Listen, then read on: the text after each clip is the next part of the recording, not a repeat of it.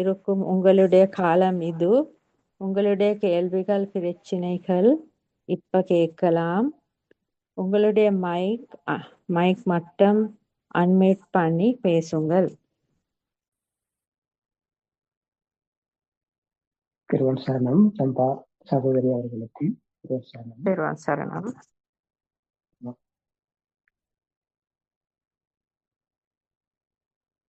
பேசுங்கம்மா. திருவன் சரணம் சொன்னீங்க. திருவான் சரணம் ஆரியன் அவர்களே. ஆமாம்மா, திருவன் சரணம். ஸ்ருதவத் ஸ்ராவக என்பது ஆரியன் அவர்களே. பகவான் புத்தர் கூறியதின்படி மனம் உருவான விதத்தை அறிந்து கொள்வதாகும் ஆரியன் அவர்களே. அப்படியே ஆரியன் அவர்களே, அப்படித்தானே? ஆமாம். மனம் அதாவது உதாரணமாக எடுத்துக்கொண்டால் ஒரு கிளி மரத்தில் இருக்கும் மாம்பழத்தை கொத்தி தின்னுதுன்னு சொன்னா அத ஒரு மித்யா துஷ்டிக்க ஒரு மனிதன் என்ன நினைப்பாருன்னா, அழகான கிளி சுவையான மாம்பழத்தை கொத்தி தின்னுகிறது என்று நினைப்பார்கள். அதே ஸ்ருதவத் ஸ்ராவகே, அதாவது பகவான் புத்தர் கூறிய வழியில் செல்கின்றவர்கள் அத ஒரு எண்ணமாக, அதாவது கிளியை கண்களால் பார்த்து அது மென்மையான அந்த பழத்தை உண்கிறது, இனிமையான பழத்தை உண்கிறது, தன் வாயால் சுவை உணர்கிறது என்பதை சுத்தவ ஸ்ராவகையா அது ஒரு எண்ணமே, அது ஒரு கிளி, அது நம் கண்களுக்கு பார்ப்பது ஒரு உருவம், அது உண்மை கிடையாது, அது ஒரு எண்ணம் என்று தானே ஆரியன் அவர்களே ஸ்ருதவ ஸ்ராவகே பார்ப்பார். ஆமாம். ஸ்ருதவத் ஆரிய ஸ்ராவகர் என்பவர் சத்தியத்தை பற்றி தெரிந்து கொள்பவர். சத்தியத்தை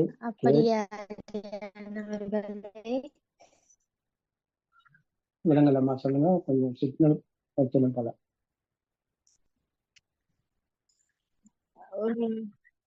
ஒரு கிளி மரத்துல அவர்களே பழத்தை கொத்தி தின்கிறது என்றால் அத மித்யா துஷ்டிக்க மனிதன் அழகான பச்சை நிறத்தில் காணப்படுகின்ற கிளி பழத்தை கொத்தி தின்கின்றது என்று நினைப்பான். இதே ஸ்ருதவத் ஆரிய ஸ்ராவகே என்றால் அவர் இது ஒரு எண்ணம், மரத்தில் காணப்படுகின்ற ஒரு கிளி அந்த பழத்தை கொத்தி சாப்பிட்டுகிறது, இது ஒரு எண்ணம் என்று அதை அப்படியே விட்டு விடுவார். அதே ஒரு மித்யா துஷ்டிக்க மனிதன் என்றால்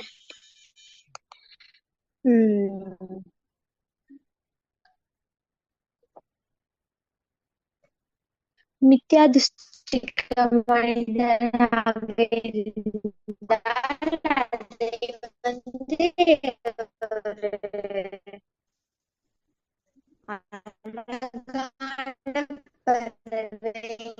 கடைசியில பேசுறது விளங்கணும், கடைசியில சொன்னது விளங்கலாம். நான் இதை பிடித்து வளர்க்க வேண்டும். உங்களுடைய தொலைபேசியில சிக்னல் பிரச்சனை கொஞ்சம் இருக்கு போல.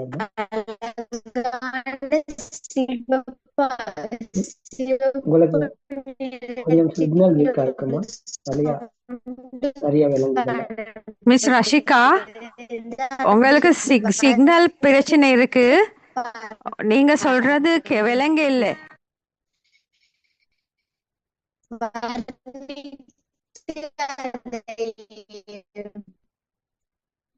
அழகு எனக்கு பிடிக்கும், எனக்கு அது பிடிக்காது.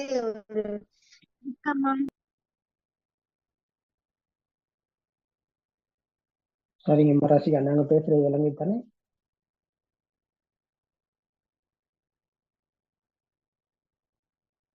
விளங்குதாமா? ரசிகா இல்ல போல, டிஸ்கனெக்ட் பண்ணிருக்கு. அவங்களோட வந்தது வந்தது. நீங்க பேசுங்க. ரஷிகாவோட போன்ல சிக்னல் கொஞ்சம் வீக்கா இருக்குமா உங்களுடைய நீங்க பேசுறது கொஞ்சம் கிளியர் இல்லாம இருக்கு.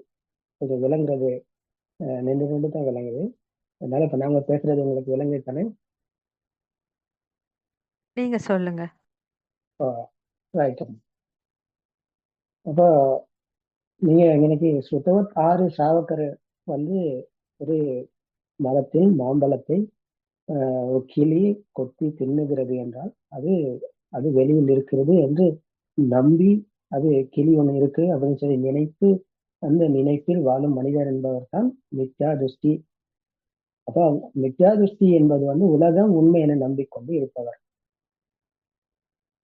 பார்ப்பது, கேட்பது, உணர்வது என்ற இந்த 5 உற்பத்தி நிலையங்களாலும் உருவானது வெளியில் இருக்கிறது என்று நினைத்து அந்த நினைப்பில் பிடித்து இருப்பவர் தான் மித்யா திருஷ்டி.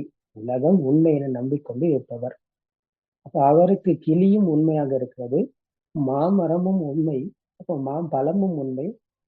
மாமரத்தில் உள்ள மாம்பழத்தை கிளி கொத்தி சாப்பிடுறது அப்படின்றது எல்லாமே அவருக்கு உண்மை. உலகம் உண்மை என நம்பி வாழும் மனிதனுக்கு இது எல்லாமே உண்மையாகத்தான் இருக்கு. அப்போ அவர் வந்து மித்யா திருஷ்டி தான். அவர் வந்து சம்மா திருஷ்டி என்றால் என்னன்னு அவருக்கு தெரியாது. அப்ப அவருக்கு சுதவத் பாவம் என்றால் என்னன்னு தெரியாது. அப்போ சத்திய தர்மம் பகவான் புத்தர் அவர்கள் போதித்த இந்த படிச்ச சமபாத தர்மம், மனம் உருவான விதம், ஆன்மா உருவான விதம் பற்றி கேட்டு தெரிந்து கொள்பவர் தான் சுதவத் ஆரிய சாவகர். இப்போ அவருக்கு வந்து மாமரம் என்பது ஒரு எண்ணம், அது கண்களுக்கு தெரிந்தது ஒரு வர்ணம், காதுக்கு கேட்டது ஒரு சத்தம். இப்போ கைகளால் பிடிச்சு பார்த்தா அது ஒரு இறுக்கமான பாரமான தன்மையைத்தான் கைகளால் உணர முடியும். அப்போ மூக்கால் முகர்ந்து பார்த்தால் ஒரு துர்நாற்றம் அல்லது வாசனை, நாக்கால் நாங்கள் நக்கி பார்த்தா அது வந்து ஒரு சுவை.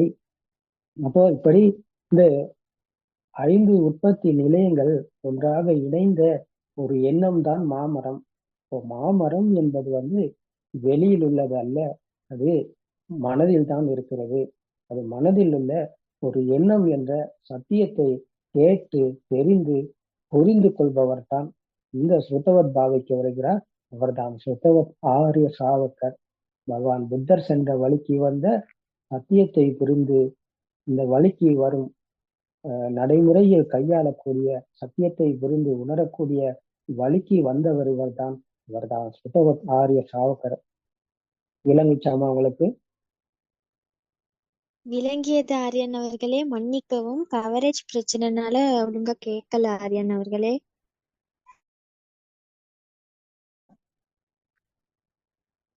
விளங்கிருச்சு தானே? விளங்கியது ஆரியன் அவர்களே. அப்ப நீங்க இப்ப பேசும்போது கடைசியா என்ன சொன்னீங்க? அதாவது ஆரியன் அவர்களே, மித்யா திருஷ்டியில் இருப்பவர்கள் வந்து அந்த கிளியையும் அந்த மாமரத்தையும் வந்து ஒரு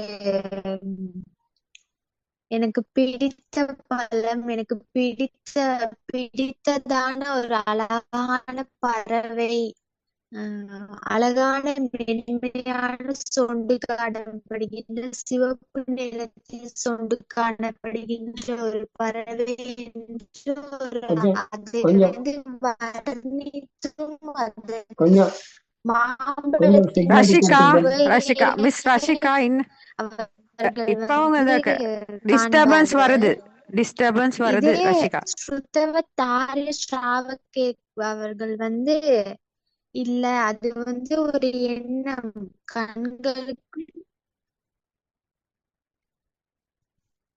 உங்களுக்கு விலங்கு தானேமா? நீங்க கொஞ்சம் சிக்னல் இருக்கிறதுக்கு போக மழை காரணமாக கொஞ்சம் கவரேஜ் பிரச்சனையா இருக்கு. ரைட். அப்ப இதுக்கான விடையை தான் நம்ம உங்களுக்கு வழங்கினா உங்களுக்கு விலங்கல போல. அப்போ அந்த நீங்க சொன்ன விடயம் எங்களுக்கு புரிகிறது. மாம்பழம் இனிமையானது, சுவைத்தால் அந்த ருசி அந்த சுவை. கிளி என்பது அழகான பறவை. அதை நாங்கள் பிரிச்சு வச்சுக்கணும், அதை எங்களோட நான் சேர்த்து கொள்ளணும், அப்போ நான் விரும்புறேன், அது எனக்கு விருப்பம் அப்படின்றது எல்லாமே இந்த எண்ணங்களில் மனதில் தான் இருக்கு. அப்போ மாமரம் உண்மையானது, பழமும் உண்மையானது, அப்புறம் கிளியும் உண்மையானது. அப்போ இதெல்லாமே உண்மையானதன் பிறகு அதை பெற்றுக்கொள்ள, அதை தன் வசப்படுத்தி கொள்ள, அதை அதை அடைய என்று அவர் முயற்சி பண்றார். அதுக்கு அவர் ஈடுபாடு கொடுக்கிறார். அதை ஈடுபட்டு அந்த கிளிய பிடிச்சி நான் வளர்க்கணும், நான் அந்த மாம்பழம் நான் சாப்பிட்டா எனக்கு எனக்கு ரொம்ப பிடிக்கும், இந்த கிளியை பிடிச்சி நான் வளர்க்கணும் இப்படின்றது எல்லாமே அந்த வெளி உலகம் உண்மையான போது, உலகம் உண்மையை நினைத்து பிடித்து கொண்டிருக்கும் மனிதன், அப்போ அது எல்லாமே உண்மையானதன் பிறகு அதை பெற்றுக்கொள்ள, அதை அடைய, அதை தன்வசப்படுத்தி கொள்ள என்று அவர் அதற்குள் அந்த உலகம் உண்மையை நம்பி பிடிப்பில் இருக்கும் மனிதன் அந்த பிடிப்பில் தான் இருக்கிறார். அதை பெற்றுக்கொள்ள செல்லும் போது, அதை பெற்றுக்கொள்ள கிடைத்தால், அதை அடைய முடிந்தால் அதை அவர் ஆசைப்படுகிறார். அது அடைய முடியலன்னா, அது தனக்கு கிடைக்கலன்னு சொன்னா அப்போ அவருக்கு கோபம் வருகிறது. அப்போ இதுதான் அந்த ஆசை கோபம் என்று இங்கே கூறப்படுவது. ஆசைப்படுவது கிடைத்தால் அதை விரும்புகிறார், ஆசைப்பட்டது கிடைக்கலன்னா அதை வெறுக்கிறார். அப்போ விருப்பு வெறுப்பு என்பது உலகம் உண்மையானதுனால தான் வந்தது எல்லாமே. இப்ப இந்த ஆசை கோபம் என்ற தீ இங்கேதான் உருவானது. வெளியில் உலகம் உண்மையாக இருக்கிறது. அந்த உலகம் உண்மையாக இருக்கும் போது இந்த உலகத்தை ஆசைப்படுவதும் அதே கோபப்படுவதும் என்ற வெறுப்பும் இங்கேதான் உருவானது. ராக தேசம் என்ற ஆசை கோபம். ஆசை கோபம் மாயை. மாயை தான் எல்லாத்துக்குமே காரணம், மனதின் மாயை. இப்போ மனம் உருவான விதம் பற்றி தெரிந்து கொள்பவர் இந்த பட்டிச்ச சமுப்பாத தர்மத்தினூடாக ஆன்மா உருவான விதம் பற்றி தெரிந்து கொள்பவர் அப்போ இந்த மனதில் மீளும் வழிக்குத்தான் வருகிறார். அப்போ இது வெளியில் அல்ல, இது எல்லாமே மனதில் தான் இருக்கு, இவை அனைத்தும் எண்ணங்கள் என்ற சத்தியத்தை கேட்டு தெரிந்து கொள்பவர் இதை விமர்சித்து பார்க்கிறார். இப்போ விமர்சித்து பார்க்கும் போது அப்போ இது எதுவுமே அவருக்கு உண்மையாகாது. கிளியா, அது கண்களுக்கு தெரிந்தது ஒரு வர்ணம், காதுக்கு கேட்டது சத்தம், அது இரண்டும் இணைந்ததுதான் கிளி. அப்போ கிளி வெளியில் அல்ல, இது மனது. இப்போ மனதில் இருக்கும் கிளியை தான் அவர் வெளியில் இருக்கும் சொல்லி இவ்வளவு காலம் நினைச்சு கொண்டிருந்தார். அப்போ இந்த சத்தியத்தை கேட்டு இதை விமர்சித்து பார்க்கும் போது அப்போ அது வெளியில் இல்லை, இது மனசுலதான் அப்படின்றத இவர் இங்கே புரிஞ்சு கொள்றாரு. புரிஞ்சு கொண்டதன் பிறகு இவருக்கு என்ன நடக்குதுன்னு பார்த்தா, அப்ப அங்கே இருந்த அதற்கு அந்த கிளி வெளியில் இருக்கிறது என்ற நினைத்து பிடித்து கொண்ட பிடியிலிருந்து அவர் விடுதலை பெறுகிறார். இங்க அந்த பிடியில் இருந்து அவர் மீள்கிறார்.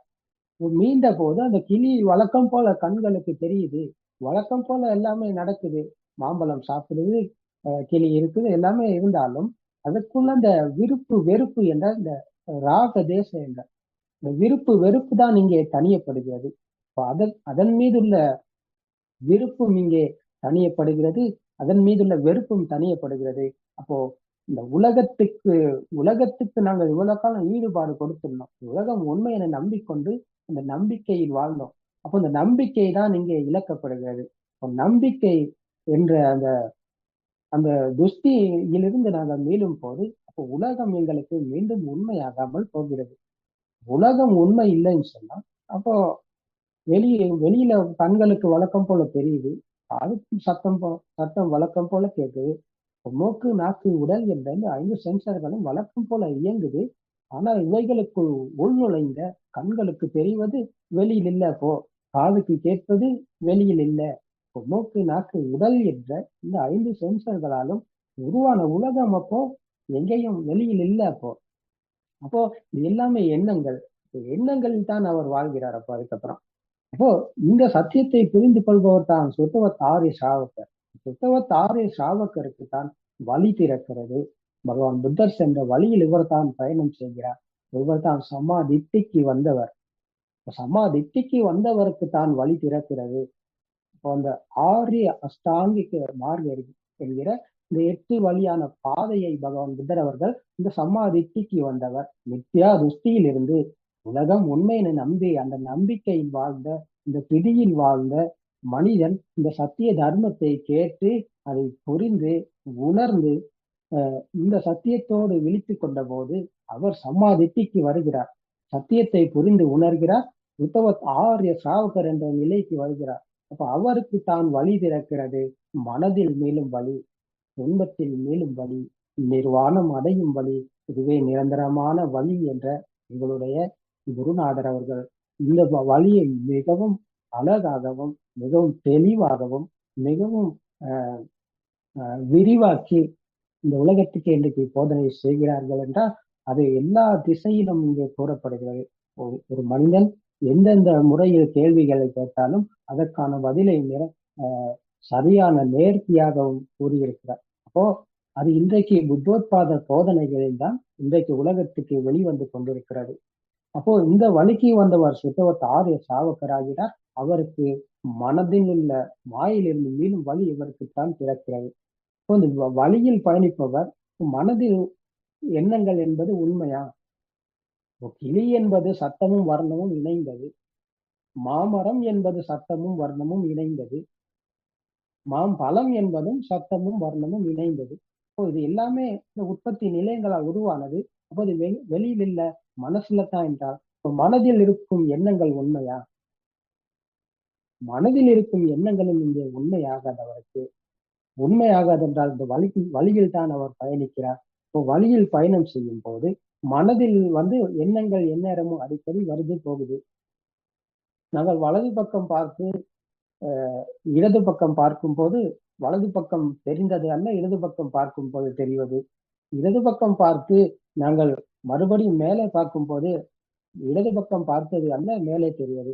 இந்த மாதிரி நாங்கள் சுத்தி முத்தி பார்க்கும் போது கண்களுக்கு வர்ணம் தெரியுது, காதுக்கு சத்தம் கேட்குது. அப்ப இது நொடிக்கு நொடி இது மாறிக்கொண்டே இருக்கிறது.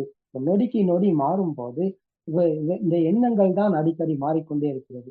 மனதுக்கு எந்நேரமும் எண்ணங்கள் ஸ்பாக் ஆகி கொண்டே இருக்கிறது. வர்ணம் மூலியமா மனதுக்கு எண்ணம் வருது. கண்களுக்கு தெரியும் வர்ணம் மூலியமா மனதுக்கு எண்ணம் வருது. காதுக்கு கேட்கும் சத்தம் மூலியமா மனதுக்கு எண்ணங்கள் வருது. மூக்குக்கு உணரும் வாசனை மற்றும் துர்நாற்றம் மூலியமா மனதுக்கு எண்ணங்கள் வருது. நாக்குக்கு உணரும் சுவை மூலியமா மனதுக்கு எண்ணங்கள் எந்நேரமும் வருது போகுது. அப்போ இதே போல இந்த உடலுக்கு உணரும் குளிர் உஷ்ணம் இறுக்கமான பாரமான மென்மையான தன்மைகளினூடாக மனதுக்கு எந்நேரமும் எண்ணங்கள் ஸ்பாக் ஆகி கொண்டே இருக்கிறது. இது வேகமாக சுழலுகிறது. இதுதான் இந்த வேகம் என்று எங்களுடைய குருநாதர் அவர்கள் போதித்திருக்கிறார்கள். மனம் என்பது ஒரு வேகம். மழை பெய்கிறது என்றால் அது மித்யா திருஷ்டி. அது ஏனென்றால் மனிதர்களுக்கு மழை பெய்கிறது என்று சொல்வது, இப்போ மழையை நாங்கள் உண்மையாக இருக்கிறது என்று சொல்வது எல்லாமே அப்போ அது சத்தியத்தை புரிந்து கொண்டவரின் சுபாவம் அல்ல. ஏனென்றால் மழை என்பது நாங்கள் கைகளால பிடிச்சு பார்த்தா அது ஒரு தண்ணீரை தான் எங்களுக்கு உணர முடியும். ஆறு பள்ளத்தை நோக்கி ஓடுகிறது, அது இருக்கிறது என்று சொல்பவர் மித்யா திருஷ்டியில் தான் இருக்கிறார். ஏனென்றால் அதை நாங்கள் கைகளால் பிடிச்சு பார்த்தா எங்களுக்கு உணரக்கூடியது ஒரு தண்ணீரை போல ஒரு குளிர்ச்சியான தண்ணீரை தான் உணர முடியும். அப்போ தண்ணீருக்குள் ஆறு இருக்கிறதா, தண்ணீருக்குள் மழை இருக்கிறதா என்று பார்த்தால் அது உண்மை கிடையாது. அப்போ இது எல்லாமே எண்ணங்கள். இப்போ மழை என்றாலும் ஒரு எண்ணம், ஆறு என்றால் எண்ணம், அதுவும் ஒரு எண்ணம். அப்போ இதே போல இந்த வேகமாக சுழல்வது தான் இந்த மனதின் சுபாவம்.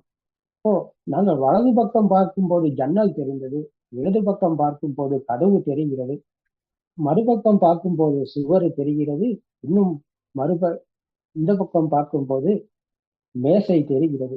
அப்போ இதில் எது நிரந்தரமாக இருக்கிறது? எந்த ஒரு எண்ணமும் நிரந்தரம் கிடையாது.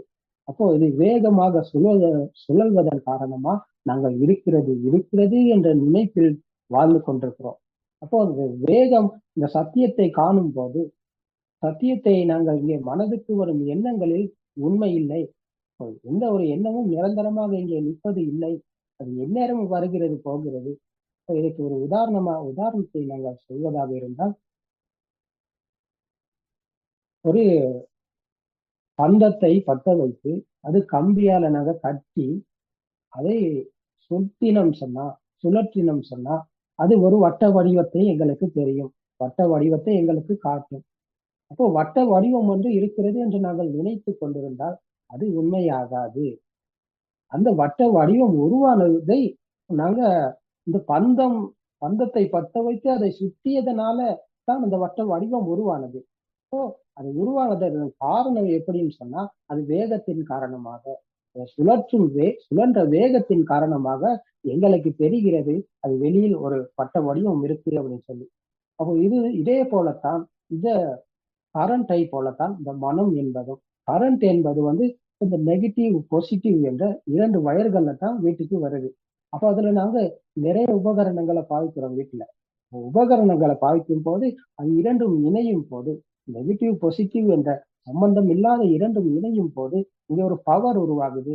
அந்த பவர் இந்த வேகமாக அந்த பந்தம் சுழற்றியது போல அது வேகமாக சுழல்வதன் காரணமாக நாங்க எல்லாத்தையும் இருக்குதுன்னு நினைத்து பிடித்து கொண்டிருக்கிறோம். பிடிப்பு தான் இந்த வேகம். இந்த மனதின் வேகத்தால் தான் நாங்கள் எல்லாமே வெளியில் இருக்கிறது அப்படின்னு முதல்ல நினைச்சுக்கொண்டோம். எல்லாமே மனசுல இருக்கு அப்படின்னு சொல்லி இப்போ நாங்க நினைச்சு கொண்டிருக்கோம். இந்த சத்தியத்தை நாங்கள் இங்க காணும் போது அப்ப நிரந்தரமான எண்ணம் என்று இங்க ஒண்ணு கிடையாது. எல்லாமே வருது போகுது. எல்லாமே இந்த கடலில் அலை பாய்ந்து கொண்டிருப்பது போல எந்நேரமும் இந்த எண்ணங்கள் மனதில் அலை பாய்ந்து கொண்டே இருக்கிறது. இந்த அலை பாய்ந்து கொண்டு இருக்கும் எண்ணம் என்பது நிரந்தரமாக நிச்சயமாக எங்கேயாவது இருக்கிறதா என்ற விமர்சனத்தை பார்ப்பவர் தான் இந்த ஆரிய சாவகருக்கு தான் அந்த விமர்சனம் நடக்கிறது. அப்ப இந்த விமர்சனத்தினூடாக அவர் பார்க்கும் போது அவருக்கு மனதில் உள்ள எண்ணங்கள் எதுவுமே நிரந்தரமாக இருப்பது இங்கே ஒண்ணு கிடையாது. அப்போ படம் நாங்க இன்னும் ஒரு உதாரணத்தை சொல்வதாக இருந்தா, நாங்க திரைப்படம் பார்க்கிறோம்.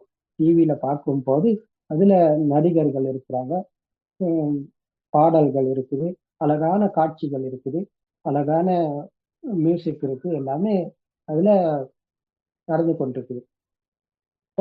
அதுல ஒரு ப்ரோக்ராம் செய்யப்பட்ட ஒரு தயாரிக்கப்பட்ட ஒரு திரைப்படத்தை தான் நாங்க அதுல பார்க்கிறோம்.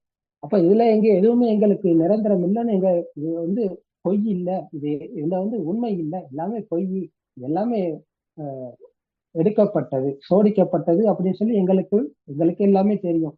அதனால நாங்க டிவியை உடைச்சு கொண்டு டிவி உள்ளுக்க போயிட்டு நாங்க எதுவுமே பார்க்க போறது கிடையாது. ஏன்னா டிவி உள்ளுக்கு இல்லை, எல்லாமே கலக்கப்பட்டது, சேர்க்கப்பட்டது, இது ஒரு தயாரிக்கப்பட்ட ஒரு திரைப்படம் என்று எங்களுக்கு தெரியும். அதனால நாங்க அதுல டிவிக்குள்ள எதுவுமே எல்லாமே இது சேர்க்கப்பட்டது என்பது எங்களுக்கு தெரிஞ்சதால அதுல உண்மை இல்லை என்பது எங்களுக்கு நன்றாக தெரியும். இதே போலத்தான் எங்களுடைய நிஜ வாழ்க்கையிலும் சரி, டிவியில நடப்பது போலத்தான் எங்களுடைய நிஜ வாழ்க்கையிலும் நடந்து கொண்டிருக்கிறது. கண்களுக்கு தெரிவது அந்த டிவியில நடக்கிறது போலத்தான் நடந்து கொண்டிருக்கு, திரைப்படத்துல பார்ப்பது போல. இப்போ காதுக்கு கேட்பதும் அது டிவியில எங்களுக்கு மியூசிக் போகுது, இப்போ பாட்டு போகுது, அழகான மியூசிக், அழகான வர்ணமான அழகான காட்சி, இது எல்லாமே எங்களுக்கு கண்களுக்கு தெரிவது அனைத்தும் காட்சியாகத்தான் தெரிகிறது. அப்ப காதுக்கு கேட்கும் அனைத்தும் எங்களுக்கு நல்லதும் இருக்கு, நல்ல இசையும் இருக்கு, நல்லதும் கேட்குது, அது கெட்டதும் கேட்கிறது என்ற அது 2ம் இங்கே உருவானது இப்படித்தான். அப்போ உருவானது வெளியில் இல்லைன்னா, இப்போ டிவியில போற படம் போலனா வெளியில எங்கேயும் இல்லை. அப்ப டிவியில போற படம் போல நான் நிஜ வாழ்க்கையில இதுதான் நடந்து கொண்டு இருக்குதுன்னு சொன்னா, அப்போ மனதிலும் இதுதான் அங்கே நடந்து கொண்டிருக்கிறது. எந்நேரமும் இது ஓடிக்கொண்டே இருக்கிறது. இப்போ ஓடிக்கொண்டு இருக்கும் அந்த ப்ரொஜெக்ட்ல இந்த ஓடிக்கொண்டிருக்கிற ப்ரொஜெக்ட்ல உண்மை எங்க இருக்கிறது என்ற சத்தியத்தை காண்பவர் தான், சத்தியத்தை பார்ப்பவர் தான் சுத்தவத்தாறு சாவப்பர்.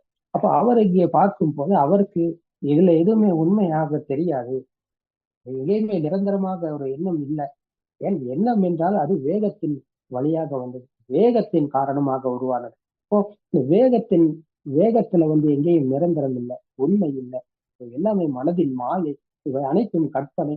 இப்போ நாங்க நிஜ வாழ்க்கையில பார்ப்பது, கேட்பது, உணர்வது, அப்போ இது எங்களுடைய அன்றாட வாழ்க்கையில் நடந்து கொண்டிருக்கும் இந்த காட்சிகள் எல்லாமே நாங்க நித்திரைக்கு போனதுக்கு அப்புறம் கனவும் சேருது. அப்போ இவை எல்லாமே கலந்த எண்ணங்களில் தான் கனவு வருகிறது. அந்த டிவியில போன கதை மாதிரி தான் நாங்கள் படுத்ததன் பிறகு, நித்திரைக்கு போனதன் பிறகு கனவாக அது ப்ரொஜெக்டர் போல ஓடிக்கொண்டே இருக்கிறது. அப்போ இந்த ஓடிக்கொண்டு இருக்கும் கதை என்பது இந்த வேகத்தின் வழியாகத்தான் ஓடிக்கொண்டே இருக்கிறது. இப்போ இந்த வேகத்தை நாங்கள் உண்மையை காண நாங்கள் உண்மையை காண எங்களை நாங்கள் இங்கே அர்ப்பணிக்க வேண்டியிருக்கிறது. சத்தியத்தை காண எங்களை நாங்கள் எங்களை இங்கே எங்களை நாங்கள் இதற்குள் ஊடுருவ செய்ய வேண்டும். சத்தியத்தை எங்களுக்குள் நாங்கள் எடுத்துக்கொள்ள வேண்டும். சத்தியத்தோடு நாங்கள் இணைந்து பார்க்கும் போது இங்கே எதுவுமே நிரந்தரம் கிடையாது. நிரந்தரம் என்று எந்த ஒரு எண்ணமும் கிடையாது. நிரந்தரமாக இருக்கும் எண்ணம் என்று ஒன்றுமே இல்லை. எல்லாமே மனதின் மாயை, எல்லாமே கற்பனை. அப்போ இந்த கற்பனை, இந்த நிரந்தரமில்லாத எண்ணங்கள் ஓடிக்கொண்டிருக்கிறது என்ற சத்தியத்தை புரிந்து அவருக்குள் இந்த சத்தியத்தை உணரக்கூடியதாக இருக்கும் போது அப்ப அந்த எண்ணங்களில் இருந்து தான் அவர் விடுதலை அடைகிறார். எண்ணங்கள் அவருக்கு உண்மையாகாது. எண்ணங்கள் அவருக்கு உண்மை இல்லை என்றால் அதன் மீது உள்ள பெருமதியும் மதிப்பும் அழிந்து போகிறது. பெருமதியும் மதிப்பும் அழிந்து போனதன் பிறகு அப்போதான் இந்த ராக தேச மோக என்ற ஆசை, கோபம், மாயை என்ற அந்த மாயையிலிருந்து மீள்கிறார். மீளும் போது அவருக்கு அப்போ அதுக்கு மீள இதுல இருந்த பெருமதியும் மதிப்பும் அழிந்து போகிறது.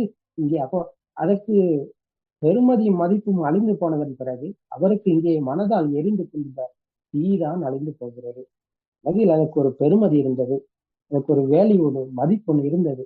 இப்போ இதை அவர் உணரும் போது அதற்குள்ள பெருமதியும் மதிப்பும் அழிந்து போகிறது என்றால் அங்கே இங்கே என்ன நடக்குதுன்னு பார்த்தா அந்த மனதில் எரிந்து கொண்டது தீதான் அழிந்து போகிறது. தீ அழிந்து போனதன் பிறகு அவர் அந்த இதுவரை காலமும் பெருமதியும் மதிப்பும் கொடுத்து ஈகோவில தான் இருந்தாரு. அந்த ஈகோ தணிந்து விடுகிறது இங்கே. அப்ப ஈகோ தணிந்ததன் பிறகு அந்த தீ அணைகிறது. அப்போ அங்கே அதிர்வு இல்லை, இந்த அதிர்வு அற்ற சுபாவத்திற்கு வருகிறார். இங்கேதான் பாஸ்கர நிலை இருக்கிறது. அப்போ இந்த பாஸ்கர நிலையானது தான் அந்த தூய்மையான பிஞ்சி குழந்தையின் மனம் உருவான இடத்துக்கு வருகிறார். இவர்தான் சத்தியத்தை புரிந்து கொள்பவர். மனதிலும் வேல்யூ உள்ள, மனதிற்கும் எண்ணங்களுக்கும் மதிப்புள்ள, அப்போ எண்ணங்களிலும் அவர் விடுதலை அடையும் போது எண்ணங்களுக்கு வேல்யூ உள்ள, மதிப்பு இல்லை என்றால் அப்போ அவருக்கு அந்த பெருமதி மதிப்பு அழிந்து போகிறது என்றால் இங்கே ஈகோ இல்லை. அப்போ எல்லாமே தணிந்ததன் பிறகு அவர் அந்த அதிர்வுக்குள்ளாகி இருந்தார். வேகத்துக்குள்ளாகி இருந்தார். இந்த கண்ணும் காதும் இணைந்த போது ஒரு அதிர்வு உருவானது. அப்ப அந்த அதிர்வு தான் மாமரம், அந்த கிளி, இந்த மாம்பழம், அந்த அதிர்வால் உருவானது. அப்போ அதிர்வு அழிந்து போனதன் பிறகு அப்ப அது வெளியில் இல்லை, மனதில் தான் என்று புரிந்து கொண்டார். இப்போ மனதில் உள்ளதும் எண்ணங்களின் உண்மை இல்லை என்ற சத்தியத்தை ஒரு நடைமுறையை அன்றாட வாழ்க்கையை கையாளும் போது இவருக்கு அப்போ அதற்குள்ள இருந்த அந்த தீ இங்கே அழிந்து போகிறது. தீ அழிந்து போனதன் பிறகு அந்த அதிர்வு தான் இங்கே அழிந்து போகிறது. இப்போ அதிர்வு அற்ற சுபாவத்துக்குள் தான் அவர் வருகிறார். இப்போ அந்த அதிர்வு அற்ற சுபாவம் தான் அந்த பிஞ்சு குழந்தையின் சுபாவம். பிறந்த போது பிஞ்சு குழந்தைக்கு ஒண்ணும் இருக்கல, எதுவுமே இருக்கல. இப்போ ஒண்ணும் இல்லை, ஏதும் இல்லைன்னு சொன்னா அங்கே பிரபாஸ்கர நிலை. இந்த பிரபாஸ்கர நிலைக்குள்ள எதுக்குமே பெருமதி ஒண்ணு கிடையாது, எதுக்குமே மதிப்பு ஒண்ணு கிடையாது. அப்போ அங்கே ஒரு ஈகோ இல்லை. அப்போ எல்லாமே சமநிலை அடைந்து இருந்தது. அந்த பிரபாஸ்கர மனநிலை என்பது தூய்மையான நிலை. அந்த தூய்மையான நிலைக்கு தான் அவர் இங்கே வருகிறார். தூய்மையான நிலையில எது இருந்தாலும் ஒண்ணுதான், இல்லைனாலும் ஒண்ணுதான். எது நடந்தாலும் ஒண்ணுதான், நடக்கலன்னாலும் ஒண்ணுதான். இப்போ அதிர்வு அற்ற சுபாவத்தில் அதிர்வு தணிந்து சாந்தமான இனிமையான சுவையில் தான் அவர் இருக்கிறார். சத்தியத்தை புரிந்து உணர்ந்தவர் அவர்தான் பகவான் புத்தர் சென்ற வழிக்கு வந்தவர்.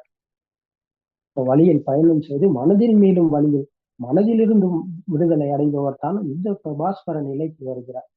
அப்போ இந்த நிலையை அடைந்த போது அப்போ அவர் என்ற துஷ்டியில் தான் இருந்தார் இவ்வளவு காலமா. அவர் என்ற துஷ்டியில் இருந்ததன் காரணமா அவர் உலகம் உண்மை நம்பி கொண்டிருந்தார். உலகம் எல்லாமே மனதின் மாயை, கற்பனை, எங்கேயும் ஏதும் இல்லை. இப்போ நாங்கள் எல்லாமே நினைச்சு கொண்டுதான் இருந்தோம் இது வரைக்கும், வெளியில் இருப்பது அப்படின்னு சொல்லி.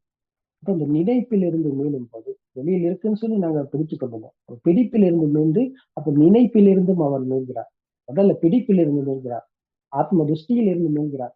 பிறகு அந்த சமிக்கையிலிருந்து, ஆத்ம சமிக்கையிலிருந்து மீள்கிறார், மனதிலிருந்து மீள்கிறார். மனதிலிருந்து மீண்டு அந்த வெளியிலும் இருந்து மனதிலிருந்தும் மீண்டு உலகம் எங்கேயும் அப்போ நினைப்பிலும் இல்லை, வெளியிலும் இல்லை, நினைப்பிலும் உலகம் என்பது உண்மை இல்லை. இப்போ எல்லாத்திலையும் இருந்து விடுதலை அடைந்து சாந்தமான இனிமையான சுவையில் இருக்கிறார். அந்த சாந்தமான இனிமையான சுவையை தான் பகவான் புத்தர் அவர்கள் இந்த உலகத்துக்கு வழங்கிட்டார்கள். அப்போ இதை பெற்றுக்கொள்ளுங்கள் வானொலி என்று. வாருங்கள், வந்து பாருங்க. இப்போ உங்களுக்கும் இதை புரிந்து உணர்ந்து பக்தியற்றம் அடைய முடியும். இப்போ உங்களுக்கும் இந்த பிஞ்சி குழந்தையை போல பாஸ்கரமான மனநிலையோடு தூய்மையாக, மன நிம்மதியாக, ஆஹ் எந்த ஒரு எரிச்சலும் இல்லாமல், எந்த ஒரு கோபமும் இல்லாமல், எந்த ஒரு ஆஹ் மன உளைச்சலும் இல்லாமல் அமைதியாக, ஆனந்தமாக, இனிமையாக, மென்மையாக, புனிதமான இந்த சத்தியத்தை புரிந்து ஆனந்தத்தில் வீட்டிருக்கலாம், மகிழ்ச்சியோடு இருக்கலாம். திருப்தி இருக்கிறது. எல்லா எல்லாத்தையும் வென்ற போது, இந்த உலகையே வென்ற போது இங்கே அவரும் இல்லாமல் போகிறார். உலகம் இருக்கிறது என்றால் அந்த உலகம்தான் நான். உலகை வென்ற போது, உலகத்தை வென்ற போது, அப்போ இங்கே நானும் இல்லை. நானும் இல்லை என்றால் அப்போ நிசத்தோ நிஜீவோ சுயோ என்ற இந்த ஒரு உயிர் இல்லை, ஒரு நபர் இல்லை, எல்லாமே வென்ற போது அப்போ சுயம் என்ற ஏதும் இல்லை, ஒன்றும் இல்லை என்ற சத்தியத்தை புரிந்து உணர்ந்து பக்தியற்றம் அடைகிறார். பகவான் புத்தர் சென்ற வழிக்கு வந்து புத்தரின் பிள்ளை ஆகிறார் இவர்கள். புரிந்ததாமா? ஒருவன் சரணம்.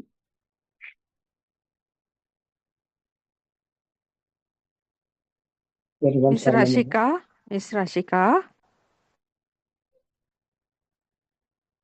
மிஸ் ரஷிகா பேசுங்க.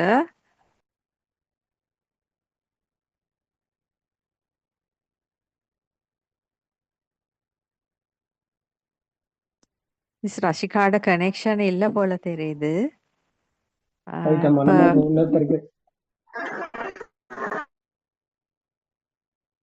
ரஷிகாவோட போன் சிக்னல் கொஞ்சம் வீக் போல. நம்ம வேற சந்தர்ப்பம் கொடுப்போம். இப்ப இன்னும் ஒருவர் சம்பந்தமாகி உங்களுடைய கேள்விகள், பிரச்சனைகள் பத்தி பேசலாம். மைக் பண்ணம் அன்மியூட் பண்ணி பேசுங்கள். ரமேஷ் குமார் அவர்கள் சரி, சுஜித் குமார் அவர்கள் சரி, தயவு செய்து பேசுங்க.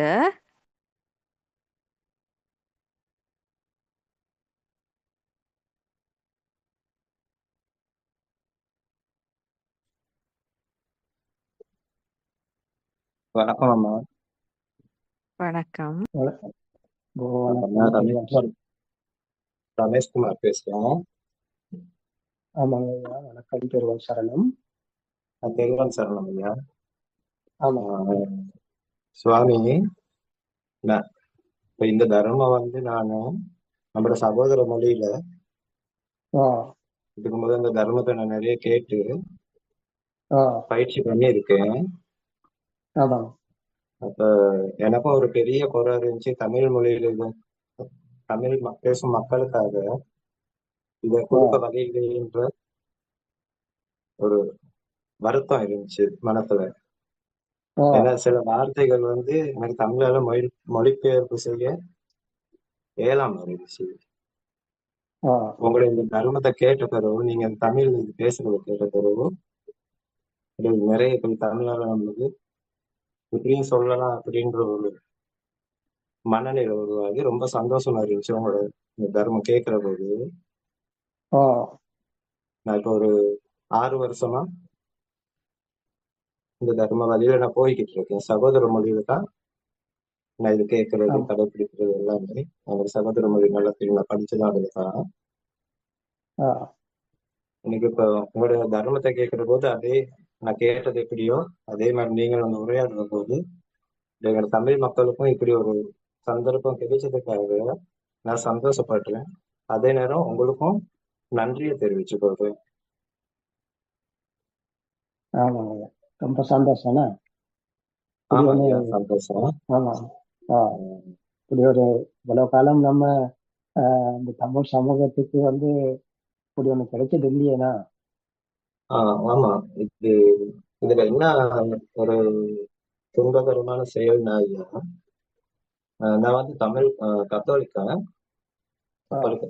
மதத்தை சேர்ந்தேன்.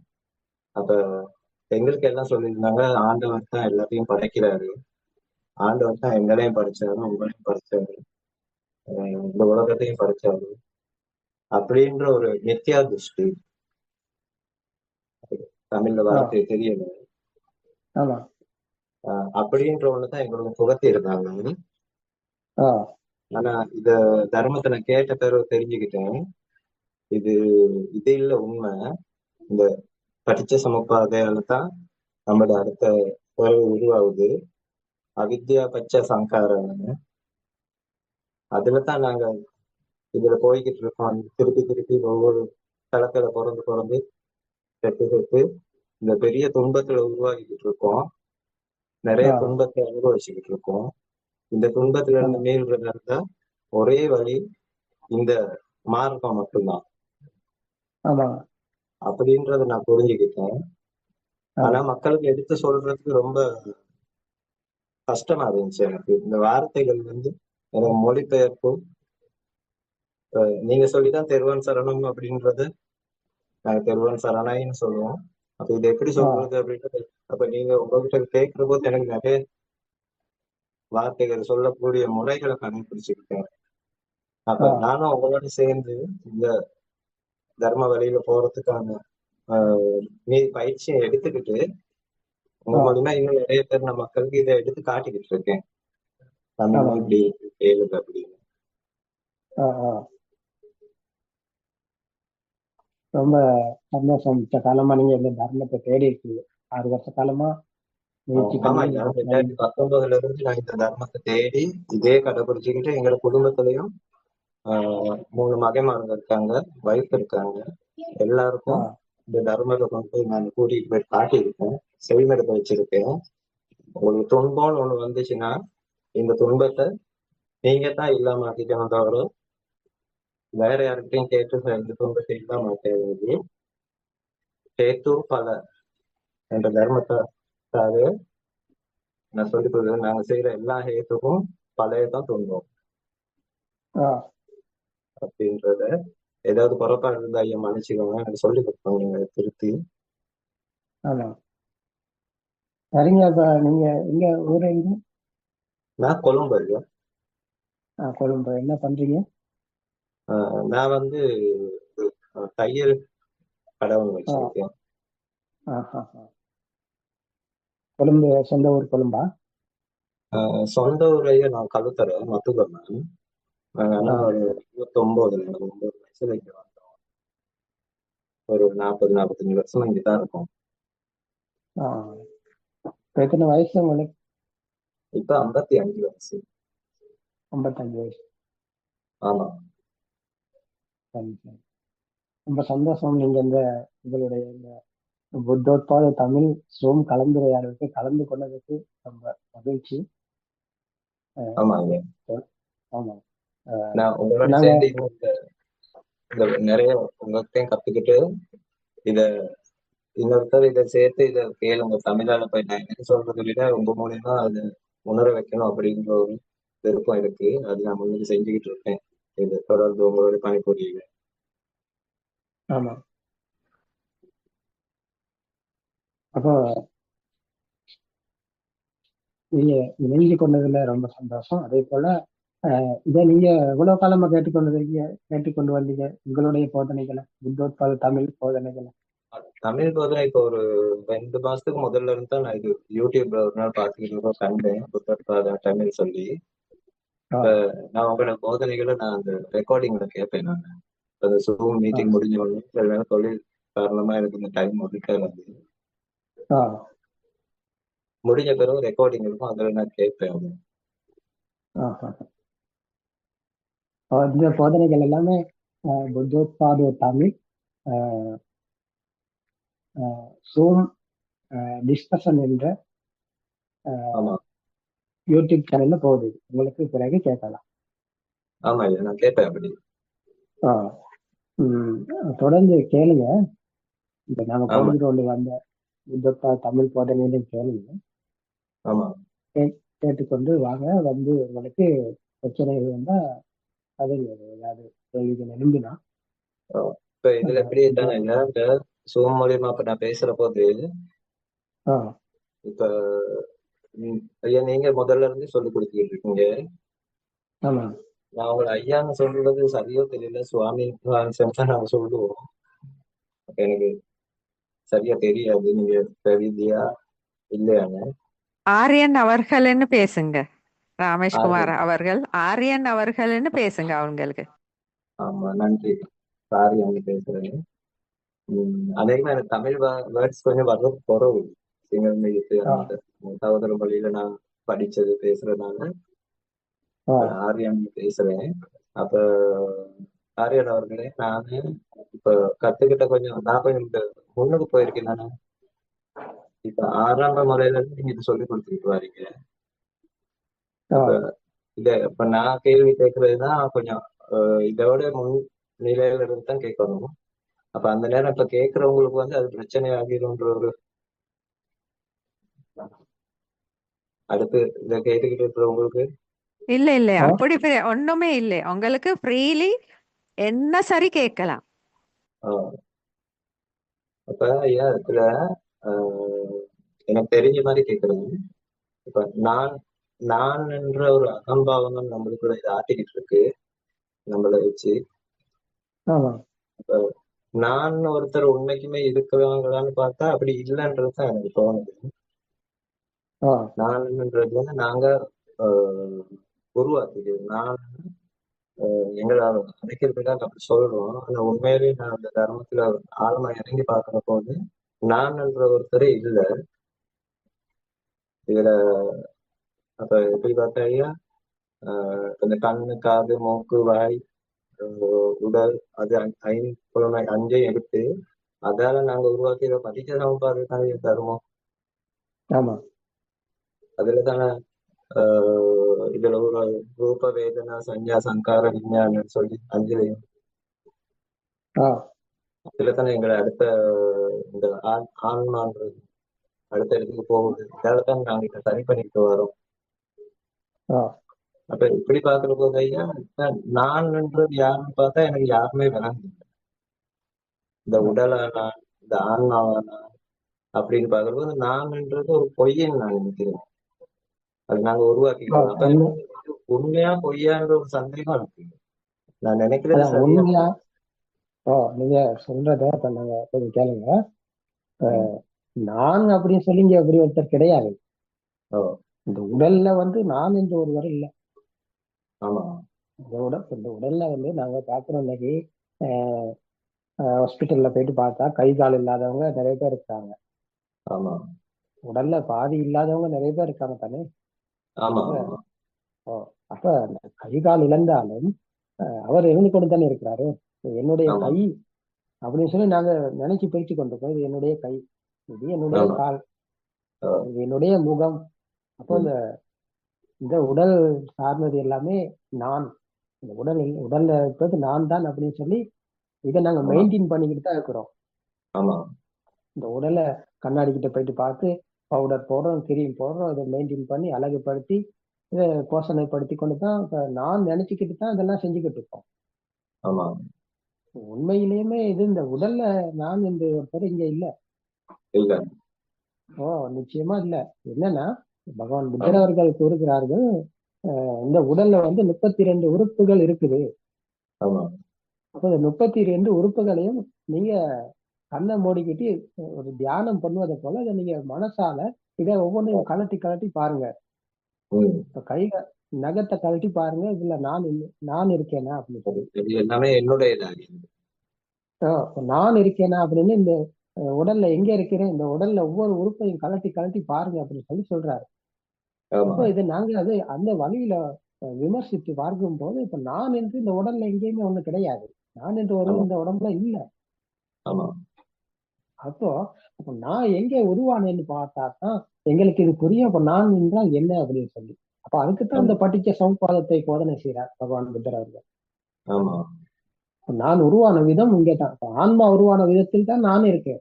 அந்த ஆமா, ஆன்மா தான் நான். ஆ, அந்த ஆத்ம திருஷ்டி தான் நான். ஆ, நீங்க இதுவரை காலம் இந்த அவித்யா பத்யா சங்காரா என்ற போதனையை கேட்டிருந்தாலும் இந்த ஆமா, பிராக்டிக்கல் பக்கம் யாருமே நீங்க சொல்லல. நீங்க சொன்னது போல ஆ, இந்த பிராக்டிக்கலா நடைமுறையில கையாண்டு இது ஆ, ஒருவர் சொன்னாதான் அவர் மற்றவர் கேட்கிறவருக்கு இதை புரிஞ்சு அவருக்கு இதை உணர முடியும். ஆமா, வெறும் ஒரு இந்த சிலபஸ போல இந்த புத்தகத்துல அதை வாசிச்சுக்கிட்டு போனா கூட இது பிராக்டிக்கல் நடைமுறைக்கு ஒத்து வராது தானே. இல்ல. அவர் ஒத்து வரணுமா இருந்தா அப்போ நாங்க நடைமுறை வாழ்க்கையில இதை கையாளணுமே. ஆமா நான் கையாள அது அது வந்து நான் உணர்ந்து ஆஹ் இதை நான் உணர்ந்திருக்கேன். உம் அதனால நான் ஒருத்தர் இல்லைன்னா என்னோட இதுன்னு ஒன்றும் இல்லை இங்க. ஆஹ் எதுவுமே என்னுடைய இது எதுவுமே இல்லை. ஆமா. அப்ப நான் என்னுடைய ஆன்மா என்பது வந்து அந்த எண்ணம் தான். நாங்க வச்சிருக்கிற எண்ணம் மட்டும்தான் அது. ஆஹ் வெளியில இருக்குன்னு சொல்லி நாங்க நினைச்சு கொண்டு தானே இருக்கிறோம். இப்ப நான் என்ன ஒண்ணு இல்லைன்னா என்னுடைய இது எதுவுமே இல்லை தானே உலகத்துல அறியணும். ஆஹ் நான் என்று ஒன்றை இருந்தா தான் அப்ப என்னுடைய இதுன்னு சொல்லி எல்லாமே இருக்கு. இப்ப நான் ஆஹ் இல்லைன்னு சொன்னா எதுவுமே இல்லை தானே. எதுவுமே எல்லாமே நாங்க இல்லை. நினைச்சு கொண்டு தான் இருக்கிறோம். எல்லாமே ஆமா நினைச்சு கொண்டு தான் இருக்கோம். ஆஹ் எல்லாம் நினைப்புல தான் இப்ப எல்லாமே இருக்கு. ஆமா மனதுலதான் இருக்கு எல்லாமே. எல்லாமே எண்ணங்கள். மனசுல எண்ணங்கள் தான். அப்ப எண்ணங்கள் வந்து அப்ப எங்கேயுமே இல்லை. முதல்ல நான் உருவானேன். எப்படி நான் உருவானேன்னு பார்த்தா அப்ப வெளியில இருக்கு. இப்ப கண்களுக்கு அத பிறந்த பிஞ்சு குழந்தைக்கு தொட்டியில் உள்ள குழந்தைக்கு வந்து ஒண்ணுமே இருக்கல தானே, எதுவுமே இருக்கல தானே பிறந்த போது. உம் அப்ப அந்த பிறந்த குழந்தைக்கு ஒண்ணுமே இல்லைன்னா எதுவுமே இல்லைன்னு சொன்னா அப்ப அந்த குழந்தை வந்து எவ்வளவு தூய்மையா, எவ்வளவு மென்மையா, எவ்வளவு அழகா, எவ்வளவு இனிமையா இருந்தது அந்த குழந்தை. ஆமா அப்போ அந்த குழந்தைக்கு கண்களுக்கு வர்ணத்தை காட்டி காதுகளுக்கு சத்தத்தை போட்டாங்க, இது அம்மா அப்படின்னு சொல்லி. ஆமா அப்ப அந்த அம்மா இப்படித்தான் குழந்தைக்கு அம்மா அப்படித்தான் உருவானுச்சு. அப்ப அம்மா என்பவர் வந்து கண்களுக்கு தெரிந்தது ஒரு வர்ணம், ஒரு வடிவம். உம் காதுக்கு கொடுத்தாங்க சத்தத்தை, இது அம்மா என்று. ஆமா அப்ப அது இரண்டும் இங்கதான் அந்த பட்டிச்ச சவுப்பாதை உருவானது. பட்டிச்சையானது, இந்த முடிச்சு இங்கேதான் விழுந்தது. உம் அந்த பிறந்த பிஞ்சு குழந்தைக்கு கண்ணுக்கும் வர்ணமும் காதுக்கு சத்தமும் இரண்டும் இணையும் போது அந்த இணைப்பு தான் பட்டிச்ச முடிச்சு. பட்டிச்சோ. அந்த முடிச்சில் தான் அம்மா உருவானார். ஆமா அப்ப அம்மா இன்னைக்கு அம்மா பெரிய குழந்தைக்கு எங்களுக்கும் இன்னைக்கு அம்மா இருக்குதுன்னு சொல்லி சொன்னா இப்ப அந்த அம்மா எங்க இருந்து வந்தாருன்னு பார்த்தா அந்த அப்படித்தான் வந்தாரு. எப்படி கண்களுக்கு தெரிந்த வர்ணமும் காதுக்கு கேட்ட சத்தமும். அப்ப அது இரண்டும் இணைந்த அம்மா வெளியில் இருக்கிறார் என்ற உணர்வு ஒன்று இங்க உருவானது அந்த குழந்தைக்கு. ஆமா அந்த உணர்வு தான் ஆன்மா இந்த திருஷ்டி. அதுதான் மனம் உருவான விதம். அப்போ அந்த இதே வேற ஒருத்தரை காட்டி இதுதான் அம்மானா நாங்க அதைத்தானே உண்மைன்னு பிடிச்சுக்கிட்டு இருப்போம். ஆமா. அப்ப நீங்க அப்ப அந்த பெரிய குழந்தைக்கு இதுதான் உண்மையான அம்மா அப்படின்னு சொல்லி வேற அந்த குழந்தைய வேற யாரும் சரி சின்ன வயசுல வித்து இருந்தாங்கன்னு வைப்போமே. ஆமா நீங்க அப்படியே செய்யறாங்க தானே. இப்ப இலங்கையில உள்ள பிறந்த குழந்தைய இன்னொரு நாட்டுக்கு ஒரு வித்துட்டாங்கன்னு சொல்லுவோமே. ஆமா அப்ப அவர் வந்து ஒரு இங்கிலீஷ் பேசுறவரா இருந்தா அவரை கொண்டு போயிட்டு வச்சு அந்த குழந்தைக்கு என்ன கொடுப்பாங்கன்னு பார்த்தா கண்களுக்கு தெரிந்த வர்ணத்துக்கு மம்மி அப்படிங்கிற சத்தத்தை தானே கொடுப்பாங்க. ஆமா அப்போ எது அப்ப உண்மை? இப்ப இங்கே எதுல இருக்கு உண்மை? அப்போ எல்லாமே மாயை இந்த உலகமே. எல்லாமே நாங்க இந்த சத்தமும் வர்ணமும் இணைந்ததுனால போட்டுக்கொண்டு அது இருக்குதுன்னு சொல்லி பிடிச்சு கொண்டு இருக்கிறோம் நாங்க. ஆமா அவ பிடிச்சு கொண்டு அம்மா வெளியில இருக்கிறாங்களா? இல்லையே. வெளியில அப்ப அம்மா எல்லாமே மனசுல மனசுல தானே அம்மா. அப்ப மனதில் தானே அம்மா இருக்கிறாங்க. ஆமா அப்போ இது தெரியாதனால தான் நாங்க மூலத்தனத்துல மூழ்கி கிடந்திருக்கோம் இவ்வளவு காலம். இதுக்குத்தான் பகவான் இதுக்காகத்தான் பகவான் புத்தர் அவர்கள் சத்தியத்தை போதனை செய்கிறார். ஏன் எல்லாம் உலகத்தை உண்மையை நம்பிக்கொண்டு இருக்கிறாங்க. உலகத்தை உண்மையை நம்பி வாழும் மனிதர்கள் எல்லாமே நீங்க சொன்னது போல, நீங்க சொன்னீங்க முதல்ல பிறப்பு இறப்பு என்ற பயணத்துக்குள்ள துன்பத்துல மூழ்கி கிடக்குறாங்க. அவர்களுக்கு பிறப்பு இறப்பு இருக்குன்னு சொன்னா அவர்கள் இருப்பது அந்த கர்மத்தை சுமந்து கொண்டு, கர்மம் அவருக்கு உரித்தானதாக இருக்கிறது.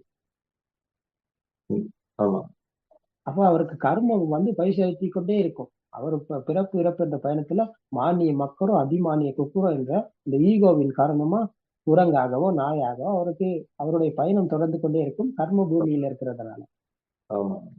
அப்ப இந்த படிச்ச சமுப்பாத தர்மத்தினோடாக காரணம் அதன் பலன் என்ற சத்திய தர்மத்தை கேட்டு அறிந்து புரிந்து கொள்பவர் அவர்தான் சுத்தவ தாரை சாவுக்கிறாகிறார். சத்திய தர்மத்தை கேட்பவர், கேட்டதை புரிந்து அதை விமர்சித்து நடைமுறையில் அதை கையாண்டு பார்ப்பவர். அப்போ கண்களுக்கு தெரிவது வெளியில் இருக்குதா அப்ப அவருக்கு? இல்லையே. இப்ப கண்களுக்கு அது தெரிவது வெளியில் இல்லை. அப்ப கண் என்பது ஒரு உற்பத்தி நிலையம் மட்டும்தான். கண் என்பது ஒரு சென்சர் தான். கண் என்பது ஒரு கேமராவை போல. ஆஹ் இப்போ கேமராவை ஒன் பண்ணி நாங்க எங்கிட்டு திருப்பினாலும் இதுக்குள்ள தெரிவது ஒரு போட்டோ தானே. ஓ அப்ப அதே போலத்தான் கண்களுக்கு எங்களுக்கு தெரிவதும் நாங்க நினைச்சுக்கிட்டு இருக்கோம் அது வெளியில் இருக்கு சொல்லி. அது உண்மை கிடையாது. எல்லாமே ம், கேமராவை போல. கண்களுக்கு வர்ணம் மட்டும் தெரியுது. ஆனா நாங்க நினைக்கிறோம் இது வாழை மரம், இது தென்னை மரம், இது மாமரம், இது அம்மா, இது அப்பா அப்படின்னு சொல்லி நாங்க நினைச்சு கொண்டிருக்கோம். இவங்க எல்லாமே இருக்கிறாங்க, இது எல்லாமே இருக்குன்னு சொல்லி நாங்க நினைச்சு கொண்டிருக்கிறோம்.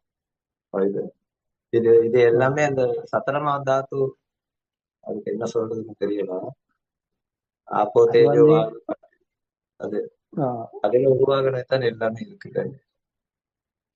அது வந்து அப்படி இல்லை. அது வந்து இப்படி, அதாவது ஆஹ் நிலம், நீர், காற்று, வெப்பம் என்ற இந்த ஓ, அதுதான் நாங்க தமிழ் மொழியில பாவிக்கிறது எனக்கு.